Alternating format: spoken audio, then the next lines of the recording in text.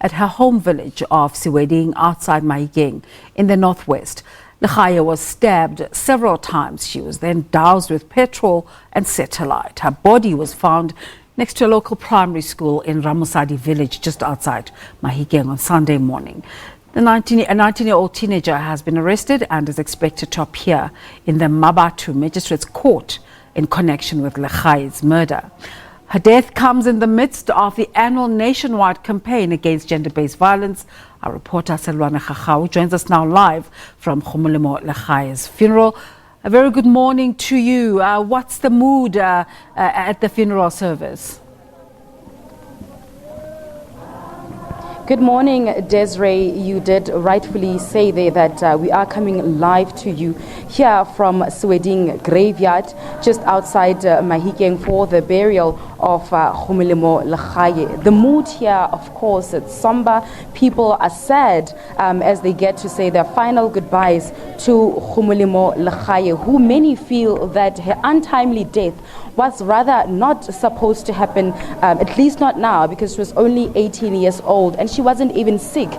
She died in the hands of somebody who felt like he just needed to take her life. Those are some of the views that some of the people here at the funeral have been saying. You would know also, Desiree, like you rightfully did say, that a 19-year-old suspect has been arrested and that he is expected to appear in the Mmabatho Magistrate's court this morning, where he is facing a charge of murder. But police also did say that at this point they are investigating the allegation of rape. This comes after Gomolemo Legae, before she died, it's alleged that she was able to tell some community members who the suspect was. This was after she was stabbed several times and also burned while she was still alive, and she still had the courage and the energy to tell community members who the suspect was. We've also spoken to her family yesterday, and they're also just hoping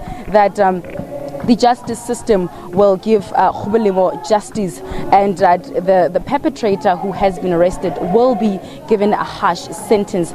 Desiree, we've also seen here different people, community members who have come to the funeral in numbers. We've also seen some officials from government here to give their support. We've also seen different organizations, including political parties, to come and say enough is enough with women abuse, enough is enough with gender-based violence. Joining me now is the spokesperson of the Department of Social Development in the Northwest, Petrus Siko. The Department of Social Development has very much been given support to the family since they heard of the incident. Mr. Siko, thank you very much for joining us. I know it's an unfavorable weather, and also coming to a funeral is not a nice thing. But as the Department of Social Development, you were telling me earlier on in the province that you are having different campaigns to say no to women abuse and no to gender-based violence. Tell us more about that.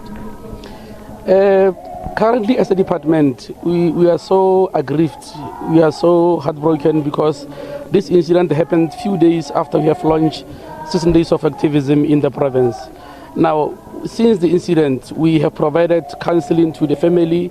We have also provided them with humanitarian assistance in the form of groceries and food parcels so that they can carry on. Now, the MEC has instructed our social workers also to do trauma counseling even beyond the funeral. We are also doing awareness campaigns in schools to conscientize our community members about this gender-based violence across the province. Thank you very much. That was Petrus Siko from the Northwest Social Development, telling us from the side of government what have they been doing to assist this family. Desiree, we're expecting the suspect to appear in court today, do you remember? Sellwane, while we still have you, I know we're talking about the suspect having been arrested, but what is the community conversation? Does anybody know why such a brutal, why such a brutal act? Why this girl was killed so brutally? Well, Desiree, conversations are being held at the moment, but what people do not know at this point is the motive behind this gruesome murder. People are still asking themselves why. Even the family is still asking itself, why was our daughter killed so brutally? As it is, there's speculation, I will emphasize, that people are saying that maybe they were in a relationship, but the family has not even been able to confirm that, because as far as they know, they do not know this alleged perpetrator.